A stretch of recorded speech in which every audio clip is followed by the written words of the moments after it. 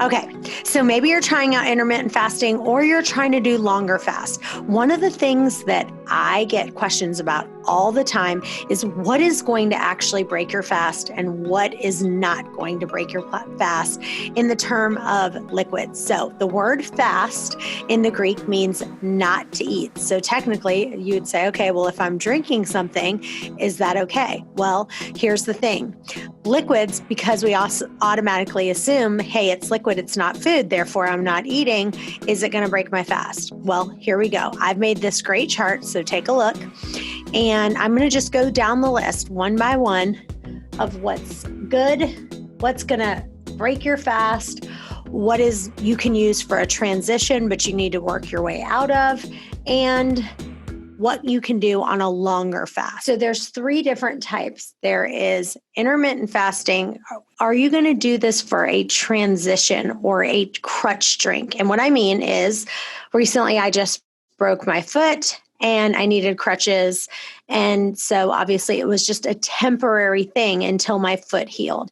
And so that's why I call it a crutch drink, because it's like, listen, I'm going to use it for a little while and then I'm going to try to get off it. So for example, when I personally did intermittent fasting, I was like, I can't drink black coffee. Like, it's just not going to happen. This is going to be a deal breaker. I need a little bit of cream. I don't need sugar, but I need cream in my coffee. So I'm going to put a check by everything that is good, or I'm going to put an X by things that I think is not best. So okay, so let's start with black coffee for a second. Black coffee is not going to break your fast. So that's a check all the way around. And actually, black coffee actually helps your fast. And technically, there's actually like 3 calories in a cup of black coffee. So, I mean, you're just not going to worry about it. And it actually helps you to fast longer. So black coffee is completely okay. Now, let's talk about black tea. Same thing, checks all the way across. So let's talk about creamer and almond milk. So creamers will break your fast, okay? So creamers are really a no-go if you're doing a strict fast. So I'm going to put an X right here. But if you're going to use it as a crutch, meaning a lot of people have the opinion, like, if, I have a good friend of mine who she's like, no, if you are going to do intermittent fasting, you can't do the creamer. My opinion is, yes, use it as a crutch for a little while, maybe a couple weeks, start putting less and less and less and less creamer, but use it as a crutch. And then on a longer fast, same thing. Like maybe when you first start a long fast, you might use it, but then you ultimately want to try to get to a place where you have none. So I'll put a check and an X in that one, meaning you want to have it, but try everything you can to get rid of it. But if I had the choice of if I said, do you want to do a 3-day fast? And you're going to just add a little bit of cream in your coffee, and there's no way you would do it without it. I'd rather see you do it with a little bit of cream if you're not going to do it. But what's the highest and best? Highest and best is no creamer at all. Okay.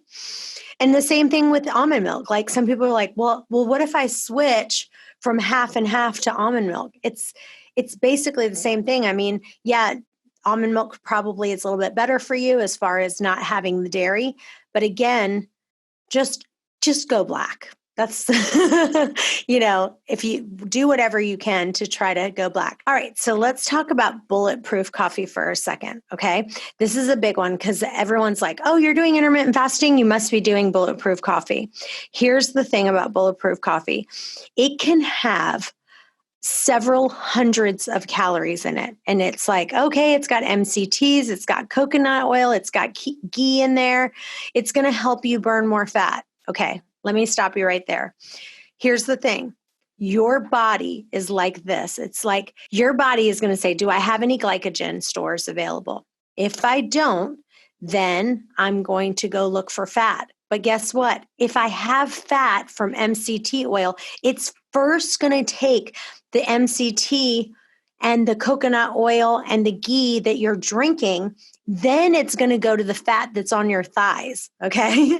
So we don't want it to first burn up all the MCT and coconut oil. So bulletproof coffee is fine if you're on a keto diet, say, but bulletproof coffee does not have a place when it comes to fasting. I know that this is very controversial, but I've seen people make a bulletproof coffee and it could have like 300 calories in it because they put so much fat in it.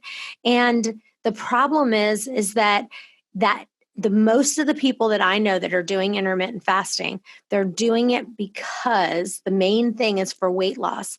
When I personally tried bulletproof coffee, I done it a couple different times. I either stay the same or I gain weight. Why am I gaining weight? Because I'm adding 300 or 400 calories extra into my diet. Okay, so let's talk about bone broth. With bone broth, that is a no on the intermittent fasting. It's really okay as a crutch drink, again, for you to do 2 weeks, maybe. I do use bone broth for a longer fast. So if I do a 3-day fast, if I do a 7-day fast, I do use bone broth. So in my opinion, when you're starting to do a longer than a 48-hour fast, that's what I'm talking about. Some of these things, I absolutely would not do them for intermittent fasting, but for a long extended fast, I do use bone broth. Okay, lemon. Again, with intermittent fasting, I do not put any in. Again, if it's a crutch drink, if you absolutely need it, a little dash of lemon, you can use it. But for a longer fast, I will use a little bit of splash of lemon, especially if I'm working out. It kind of takes me to the next level. Diet soda, in my opinion, is so bad for you. You should not be drinking it. Is it going to break your fast? Not technically. Here's the problem with stevia and Splenda. So even though these are non-caloric, the problem is that it can impact your insulin response, even though it's not elevating your blood glucose levels. So in my opinion, first of all, sweet and low, equal, aspartame, all of those are an absolute no. Why? Because they are completely filled with nothing but chemicals. If you want to have something, then have stevia or monk fruit. But here's the problem. They can affect, even though they're 0 calories, they can affect your insulin. And I've seen people who have been struggling to lose weight and then they cut out the stevia and they are in a lot better shape.